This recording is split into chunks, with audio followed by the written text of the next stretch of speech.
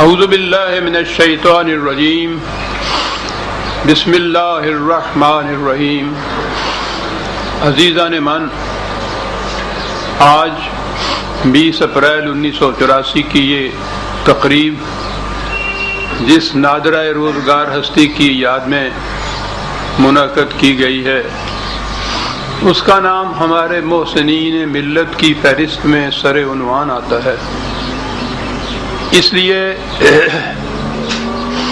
کہ اس نے ارباب دانش و بینش کو فکری اور تخیلاتی افق پر ایک جہان نو سے روشناس کرایا۔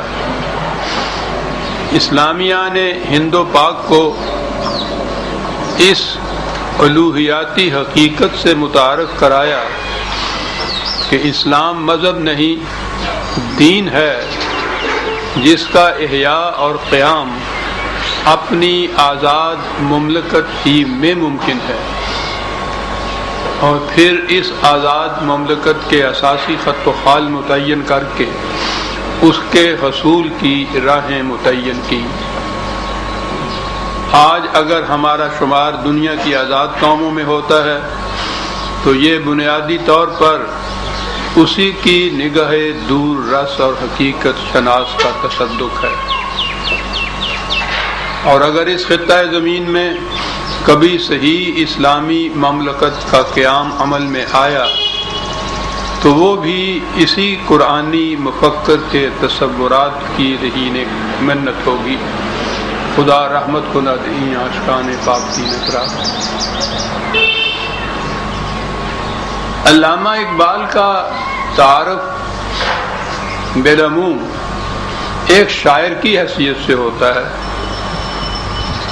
اسے بڑے سے بڑا خطاب جو دیا گیا وہ شاعر مشرق تھا، یا ذرا بلند علمی طبقے میں ایک مفکر یا فلاسفر کی حیثیت سے۔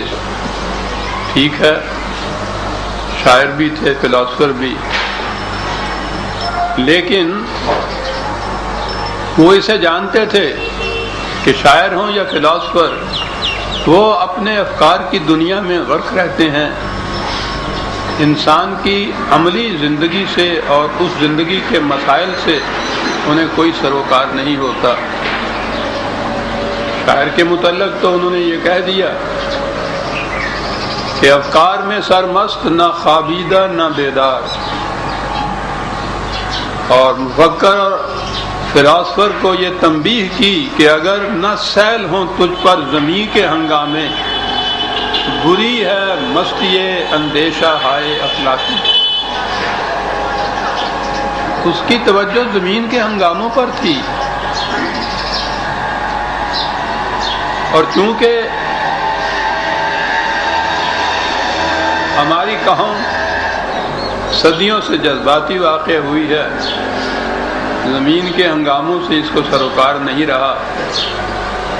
ہمیں بھی وہی اقبال پسند ہے کہ جسے زمین کے ہنگاموں سے واسطہ نہ ہو، شاعر ہو فلاسفر ہو، اس سے زیادہ کچھ نہیں ہو۔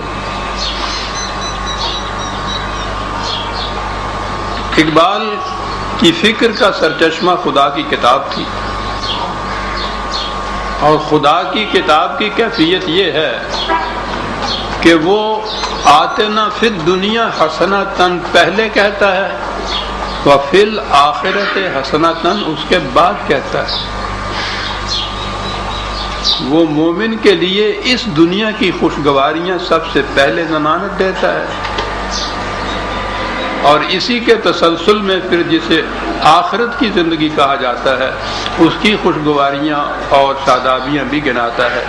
یہ اصل میں یہاں کی زندگی اور آخرت کی زندگی محض سمجھانے کے لیے ہم نے اس کو دو حصوں میں بانٹ رکھا ہے، ورنہ زندگی تو ایک مسلسل جوئے رواں ہے، ایک بہنے والی ندی ہے، یہاں سے وہاں تک مسلسل جاتی ہے، اور یہ ظاہر ہے کہ کسی ندی میں اگر سامنے کا پانی غلیظ ہو، گدلا ہو، تو ہو نہیں سکتا کہ ذرا آگے چل کر وہ پانی صاف اور معطر نظر آ جائے۔ وہ تو جس قسم کا اس وقت سامنے کا پانی ہے وہی پانی آخر تک جائے گا۔ اسی لیے قرآن کریم نے یہ کہہ دیا کہ من کان فی ہذہ اعمی فہو فی الآخرۃ اعمی، یہاں کا اندھا وہاں کا بھی اندھا ہی ہوگا۔ یہی وہ حقیقت ہے جسے اقبال نے ان الفاظ میں بیان کیا کہ وہ کل کے غم و عیش پہ کچھ حق نہیں رکھتا جو آج خود افروز و جگر سوز نہیں ہے۔ وہ قوم نہیں لائق ہنگامہ فردہ جس قوم کی تقدیر میں امروز نہیں ہے۔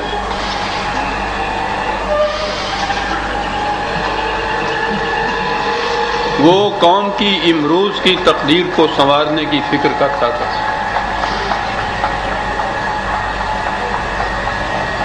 اور اسی کے تسلسل میں جب قرآن کی روح سے تقدیر کی امروز جو ہے سنورے گی تو پھر اس کا مستقبل اس دنیا میں بھی اس کے بعد کی زندگی میں بھی سنورا ہوا ہوگا۔ امروز کی زندگی میں سب سے مقدم روٹی کا مسئلہ آتا ہے۔ سمجھا یوں جاتا ہے کہ صاحب یہ مذہب کو اس سے کیا تعلق، یہ تو دنیا داری کا دھندا ہے۔ لیکن کوئی دھندا بھی کسی طرح بھی نہ چل سکتا ہے نہ کامیاب ہو سکتا ہے اگر پیٹ بھرا ہوا نہ ہو تو۔ یہ قرآن کی عظمت ہے کہ مذہب کی سٹیج سے بولتا ہے اور روٹی کی فکر سب سے پہلے بتاتا ہے۔ جنت آدم کا ذکر قرآن کے پہلے اوراق میں آتا ہے اور اس کی خصوصیت یہ بتائی ہے انہیں کہ وَكُلَا مِنْهَا رَغَدًا حَيْثُ شِئْتُمَا۔ جنتی زندگی یہ ہے کہ جہاں بھی کسی کو بھوک لگے، جہاں سے جی چاہے پیٹ بھر کے کھانے کو اس کو مل جائے، جہاں سے بھی ہو۔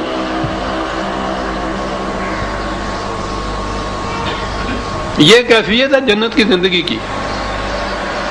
اور وہ اسلامی مملکت یا قرآنی نظام اسے کہتا ہے جہاں جنت کی کیفیات اسی زندگی میں ہمارے سامنے ہوں۔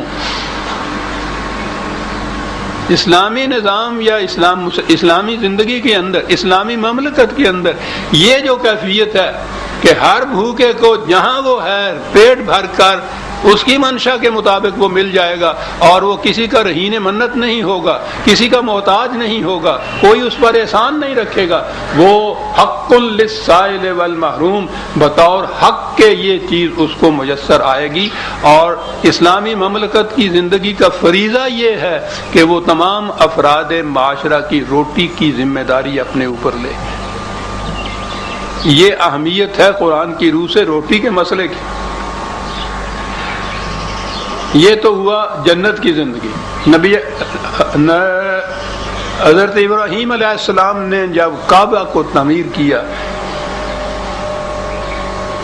خدا کا پہلا گھر جسے کہا گیا ہے، اس گھر کی تکمیل کے بعد جو دعا مانگی ہے انہوں نے، آپ اندازہ لگائیے کہ ابراہیم علیہ السلام اور اسماعیل علیہ السلام معماران حرم خدا کے گھر کی تکمیل کی۔